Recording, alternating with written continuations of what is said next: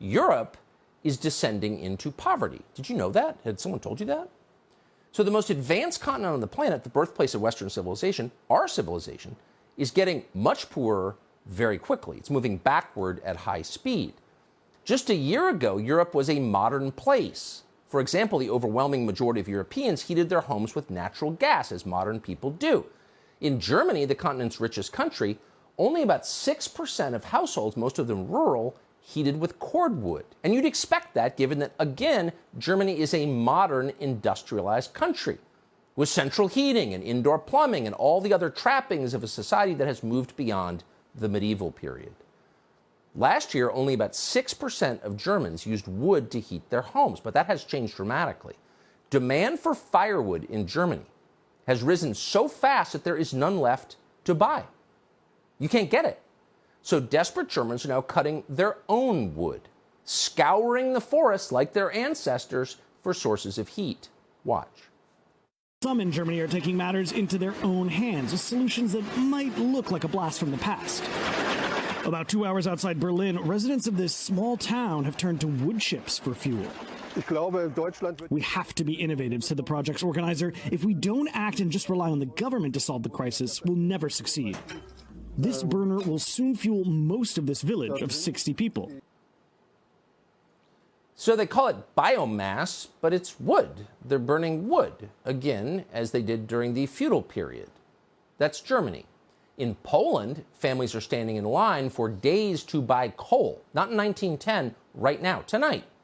Cars queued up outside coal mines, hoping for fuel. Quote, "This is beyond imagination," one 57-year-old Polish man told Reuters. "People are sleeping in their cars. I remember the communist times, but it didn't cross my mind that we could return to something even worse." Oh, but it's come. Something even worse has arrived. The French government has announced energy rationing this winter. Just the other day, France had so much energy that it exported it to other countries. It was a net exporter of energy. Now, there won't be enough heat in France for everyone in the country to stay warm. In the UK, 70% of restaurants are preparing to close, to go under. Why? Because when winter comes, they won't be able to afford to keep the heat and lights on, et cetera, et cetera. This is happening across Europe in every country. So the question is, why is it happening? And the answer is extremely simple. There's an energy shortage in Europe. Cheap energy is essential. It is the key to everything that a normal society strives for: prosperity, safety, a longer life expectancy for its citizens. Everything depends on cheap energy, but Europe no longer has it. And as a result, things are falling apart very quickly. Energy costs in Europe are expected to increase by hundreds of percent in coming months.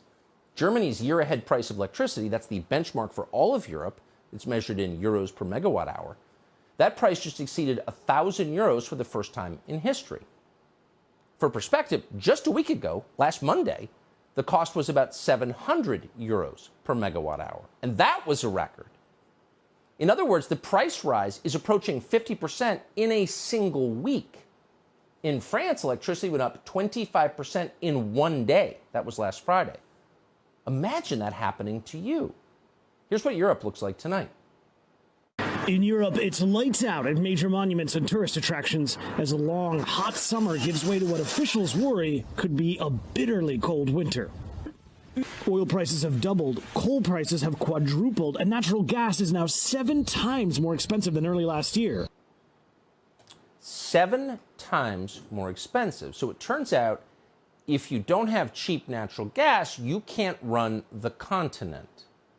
Now, if you've got a graduate degree and live in a city in the United States, you may be shocked to learn this. You may never have heard this before. You may have believed that fossil fuels were on their way out any day now. And you thought that because the Davos people and our own leaders assured us of that for decades. They told us that green energy was the future, and the future is here. It's here. As recently as last month, the World Economic Forum claimed that Europe could save, quote, 1 trillion in fossil fuel costs by switching to renewables. But it turns out, and this may not shock you, they had no clue what they were talking about. They knew nothing about the subject they talked about endlessly. Green energy cannot replace fossil fuels. Not now, not anytime soon. Fossil fuels remain what they have always been, the key to civilization. That is true now. That has been true since Homo erectus started the first cooking fire in a cave nearly 1 million years ago. So-called green energy is not close, is nowhere near replacing gas and oil and coal.